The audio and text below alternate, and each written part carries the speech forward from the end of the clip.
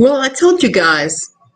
I would go live when I have my usual scammers, which I haven't had one in a while. This is Paul Stanley scammer. These really make me laugh. So far, the conversation is just a few little things. He keeps saying hello to me. I said, "How are you this fine day?" Now he says, "I'm doing pretty cool. How are you doing?" I am having fabulous day in paradise. Let's see what he comes back with. I've had a bunch of these guys. They're all Paul Stanley. And I always have hey, Grace Peter, I always have a lot of fun with them because they're pretending that they're Paul Stanley. And I'm not a Paul Stanley fan. Nothing against Paul Stanley. I do follow him. I followed him ever since I read his book, Face the Music. His life story was wonderful. It was very inspiring, but I don't like his music. I never have. I like his oh, hey Bliss. I like the Motown he's doing, but I don't care for Kiss's music. That's just not something that I'm in favor of. Other people like it. Hey, great. Whatever. I prefer old Motown. Hey Jim, what? Sorry, my husband's yelling. Okay, come on. Why are you taking so long to get back? So I had to tell you my real Paul Stanley story because I did meet Paul Stanley back in 1975, 76, somewhere in there, back when I was married to my first husband. Do the math. Yeah, I was way too young to be married to anybody, but I was in love and he promised me he was going to make me a big star. So there we go. And we used to go backstage at so many concerts in those days. I knew so many of we both knew so many of the promoters. We used to do that stuff a lot. So we'd been backstage at a Kiss concert several times. And one time actually met the band. And that was especially kind of stupid because in those days, Paul was hair and glare. He seemed like he's pissed off at the world. Functional. I was not impressed. Let's just put it that way. The last time I had one of these guys, I had a Paul Stanley scammer. I told him, I said, "Don't you remember you've already met me?" And he said to me, "Oh, yeah, I remember you." And I'm sitting there thinking, he didn't remember anything because it wasn't him. So most of the time, these guys end up saying that they want me to invest in something or they want me to buy an NFT. They want me to buy some kind of Kiss theme, Bitcoin, stupid stuff. And it's funny because when I start talking to them and they start saying, "Oh, how long have you been one of my fans?" I said, "I'm not your fan. In fact, I think your music is puerile and simplistic. I don't think anybody in that band plays their instruments very well. I have reasons for that." And then I start spelling them out and they don't particularly like it. But it doesn't stop them for asking for the money for the grift. Come on, Paul. What the hell? So you must be talking to a bunch of others. So this fits a weekend where we've seen Unirock be exposed as lying about a letter he got. He got a cease and desist. The person sending out the cease and desist sent it to every address they had on file that might possibly be Unirock adjacent. And he somehow thinks it's multiple letters going out harassing his mom. His mom's arming her poop pew pew, and he's very upset. The person sending the letters is Jonathan Lee Riches. I advise you to Google him and to read about his history because it is a fascinating one. And like when Katie Joy started being sued by Robert Shin, and I was like, I don't even know who to root for. This is another one of those. I don't have a clue who to root for in this situation at all. I just don't because it's not a fun situation. Danielle, hey. Oh, come on. Let me ask him. Are you there? or did you get booted?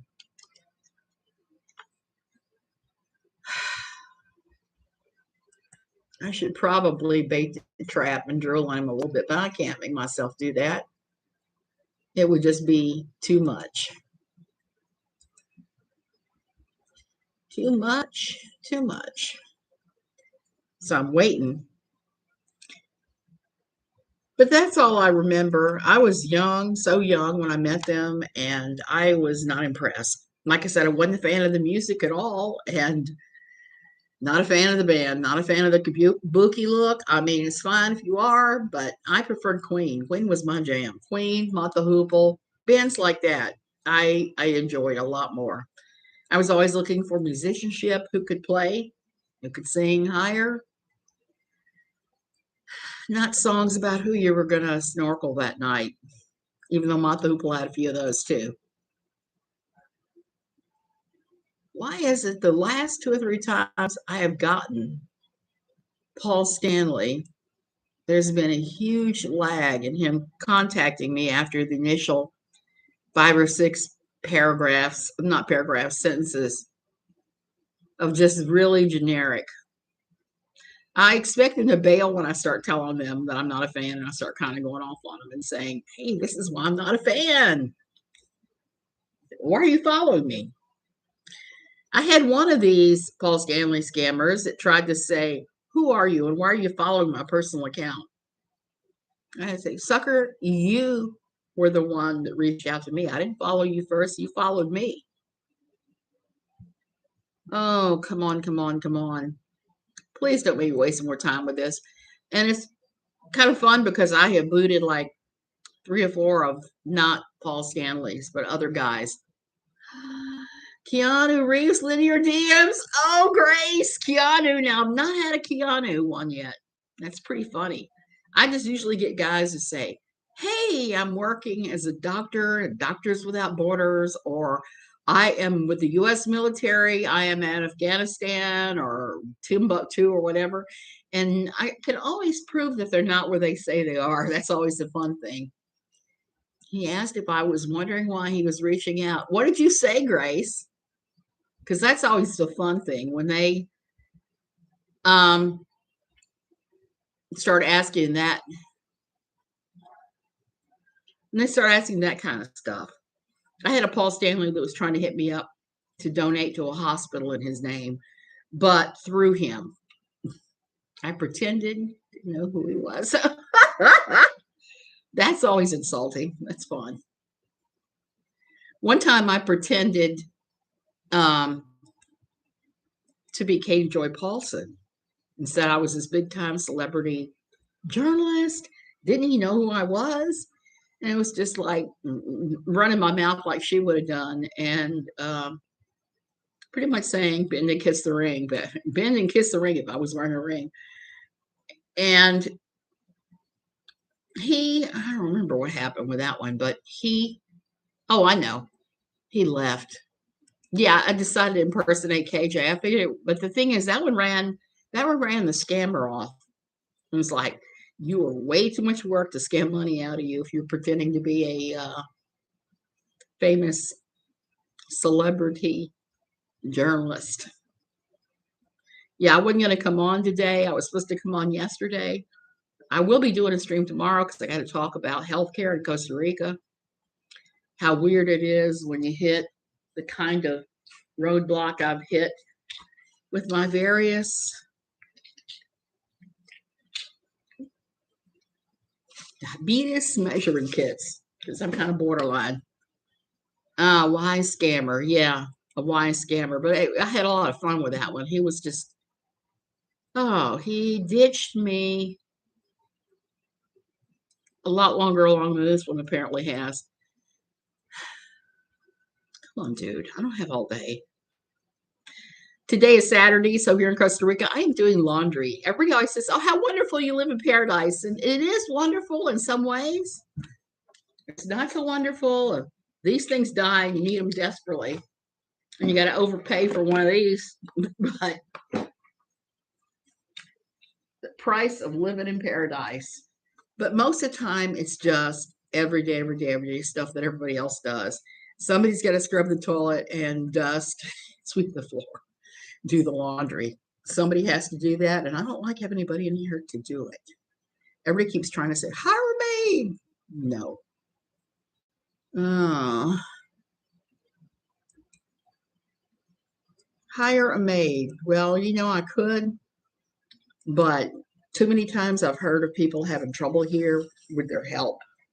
And when I mean trouble, I mean stuff like stealing. I know of one place where the guy had an entire maid staff at a hotel. They came in and tied him up, and killed him in the middle of the night, and broke into his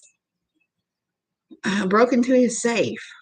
So you're better off if you can avoid having somebody come in every day, every day, every day to clean or garden or whatever. Use somebody every now and then, which is kind of the way we are here.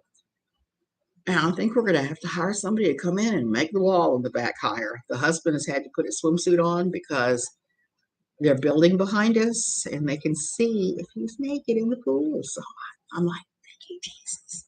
Because looking out there and seeing that white moon in the swimming pool is sometimes kind of like, I don't want to see that.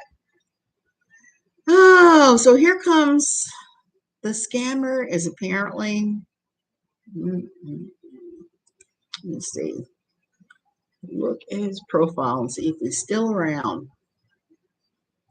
Oh, let me see who all he is following just for shits and giggles. Surprise, surprise, surprise. Everybody he's following are females, and they are all in my age range.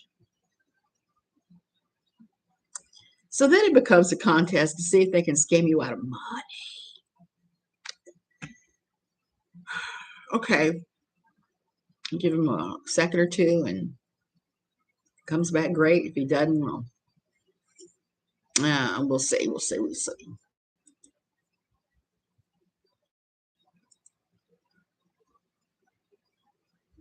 So, what do y'all make of the Unirock situation? Where Uni's lying about this cease and desist he's got, talking about it being something that it isn't.